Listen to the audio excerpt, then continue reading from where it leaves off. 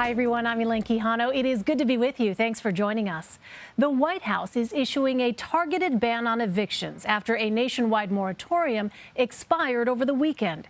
It's a win for many renters, as well as for Missouri Congresswoman Cori Bush and progressive Democrats who have been sleeping on the steps of the U.S. Capitol in protest.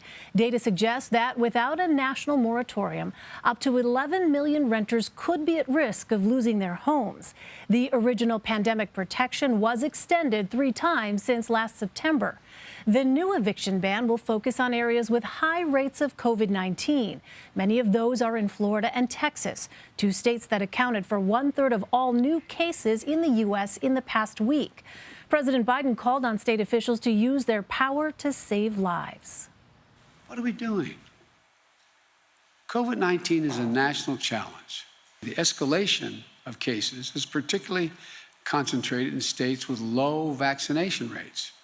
Just 2 states, Florida and Texas, account for 1/3 of all new COVID-19 cases in the entire country. Just 2 states. Look, we need leadership from everyone. If some governors aren't willing to do the right thing to beat this pandemic, then they should allow businesses and universities who want to do the right thing to be able to do it. Meanwhile, New York Governor Andrew Cuomo's political future is now in question. Once considered a potential presidential candidate, the Democrat is facing calls to step down after a new report from the state's attorney general. She detailed the testimony of 11 women who accused the governor of sexual harassment. The Independent's investigation found that Governor Cuomo sexually harassed multiple women, many of whom were young women, by engaging in unwanted groping, kisses, hugging, and by making inappropriate comments. Further, the governor and his senior team took actions to retaliate against at least one former employee for coming forward with her story, her truth. And Governor Cuomo's administration fostered a toxic workplace that enabled harassment and created a hostile work environment. The nearly 5-month investigation was conducted by 2 outside lawyers and involved around 180 people. Governor Cuomo issued a pre-recorded public denial shortly after the allegations came to light. The facts are much different than what has been portrayed. That document is available on my website. If you are interested, please take the time to read the facts and decide for yourself. First, I want you to know directly from me that I never touched anyone inappropriately or made inappropriate sexual advances. I am 63 years old. I've lived my entire adult life in public view. That is just not who I am, and that's not who I have ever been. For more, let's bring in Weijia Jiang, Alayna Treene, and Meridith McGraw.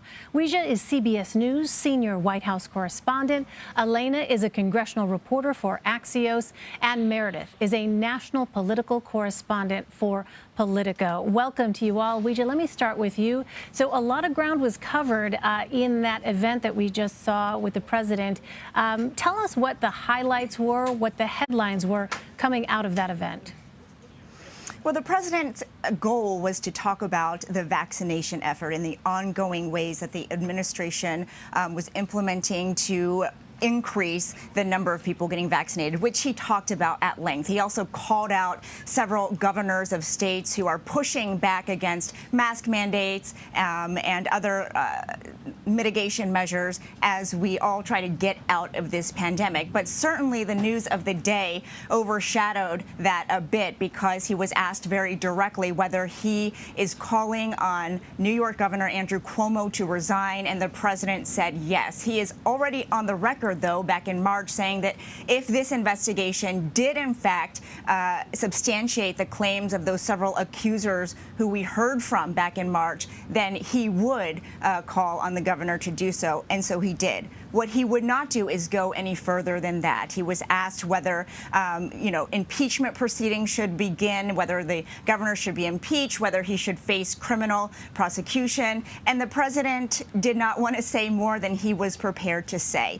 And finally, some really important news, Elaine, for the several millions of American renters who have no idea whether they're going to have a home in the next few weeks because, as you know, as you've been reporting on, the eviction moratorium on the federal level ended on July 31st. And even though Mr. Biden did not want to get ahead of the CDC, he did say that they would be announcing in the next hour or two a new measure to help about 90% of those renters, and he hoped that it would be a new moratorium. The problem here is that the White House has made very clear for days that they weren't sure whether the administration had the legal authority, had the constitutional power to do that. So the president addressed this. He said that, at least in the meantime, the money that has already been sent out to states and local governments could make its way to those people who need help, and they would deal with any court challenges later. This is precisely what progressive lawmakers have been calling on him to do on Capitol Hill. So this is a big win for them. Again, to be clear, we don't know exactly what's coming, but it sure sounds like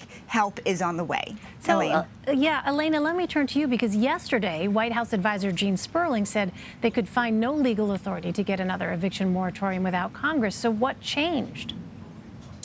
Well, I think the public pressure, to be honest, Elaine, and this is really a strong case of showing what some young members can do. I think, the pressure from Congresswoman Cori Bush sitting outside the House at the Capitol, staging a protest and sleeping on the stairs of the Capitol building has had a huge effect. She's kind of become a media star in this fight and really has called attention to this problem. And it really, I think something that's really interesting as well is this is one of the very few issues where we've seen the White House and Democrats not be in lockstep on an issue.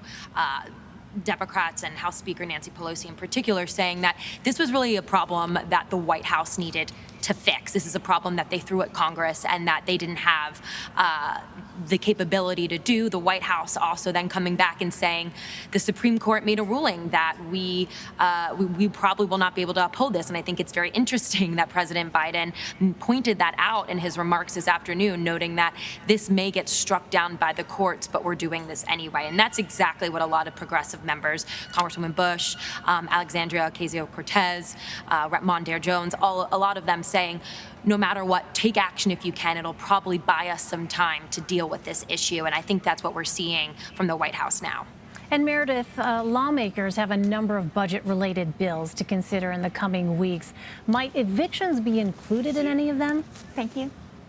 I think it's certainly a possibility, especially now with this mounting public pressure. But I think there's still a lot of frustration over why this wasn't dealt with earlier. This July 31st deadline, folks knew this was coming. And to see, as Alayna was describing, the real tensions play out in the public among Democratic lawmakers, the progressive wing, and the White House, who said, they were up against, frankly, the law here. So this expected CDC extension on the eviction moratorium, of course, that's going to be temporary. So they're going to be trying to encourage local governments, state governments to use some of the federal funding that's been given to them to help renters, to give them a boost as, these millions of people face potential evictions, losing their homes in what has been a national crisis. But even so, there's a lot of pressure on the Treasury Department right now to get these billions of dollars out the door faster. A lot of states say they just haven't been getting the funds quick enough. I want to turn to vaccinations for a moment. Weijia, the White House has been ramping up efforts to close the gap in vaccinations. Why are they now concerned about media coverage? And what did we hear from President Biden Tuesday? Well, we know that sources here have been a little bit disgruntled with some of the coverage, specifically of breakthrough cases, because they argue that's not the point here, that the vaccine was never promised as something that would prevent you from catching the virus in the first place, that it was just, something that would help keep you out of the hospital and prevent you from getting really sick. And so that's the message I think that we've heard over and over again, especially from President Biden, who mentioned that today.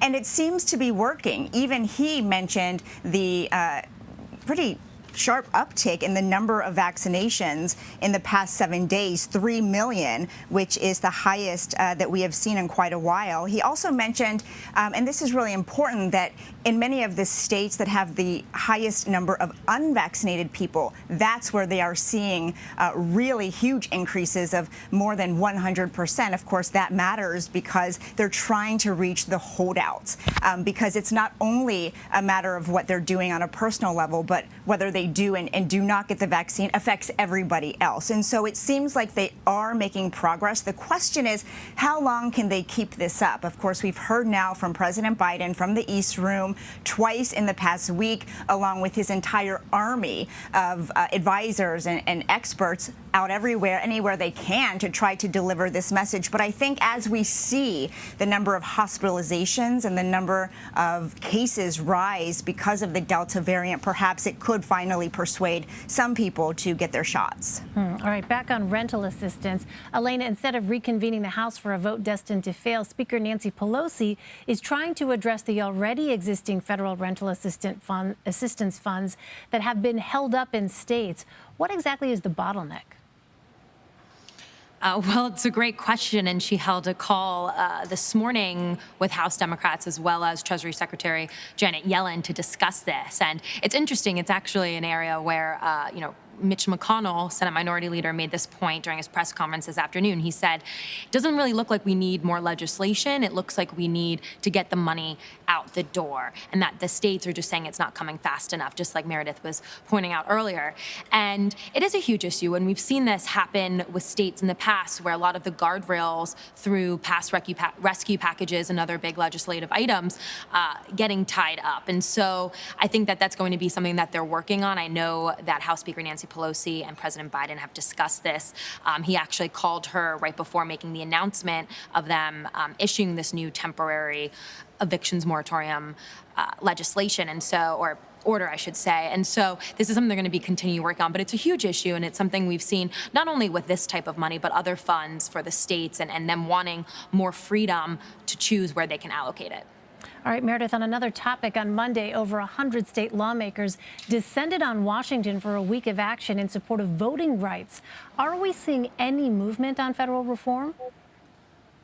Well, lawmakers and activists flew in from across the country in support of some Texas Democrats who have been here demanding what they say is very critical federal voting reform legislation in reaction to this wave of Republican legislatures across the country who have been passing laws that might impose certain limits on voting. That would include things like reducing early voting and mail-in voting, or making it illegal for groups to hand out water or food while people are waiting in line. And while Republicans say that their efforts are in response to the 2020 election, they want election integrity. They want it to be, not harder to vote, but to ensure that there isn't cheating.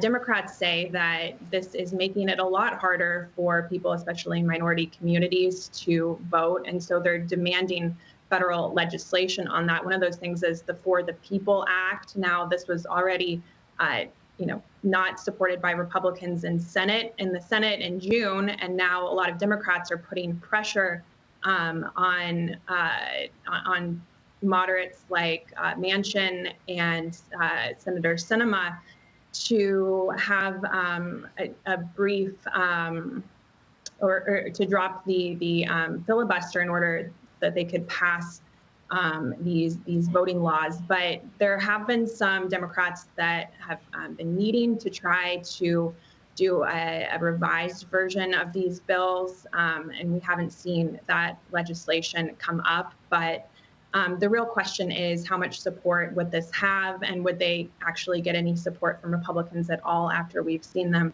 not come to the table on this so far? Yeah, that is the huge question right now. Finally, Alayna, Senate Majority Leader Chuck Schumer wants a bipartisan infrastructure bill approved before the August recess. Is that realistic? Why or why not?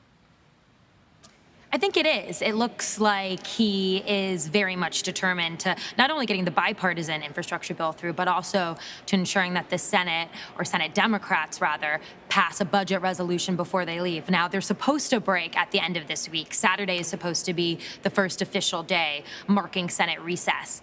It's almost guaranteed that that will not happen. They have far too much to do before they can break.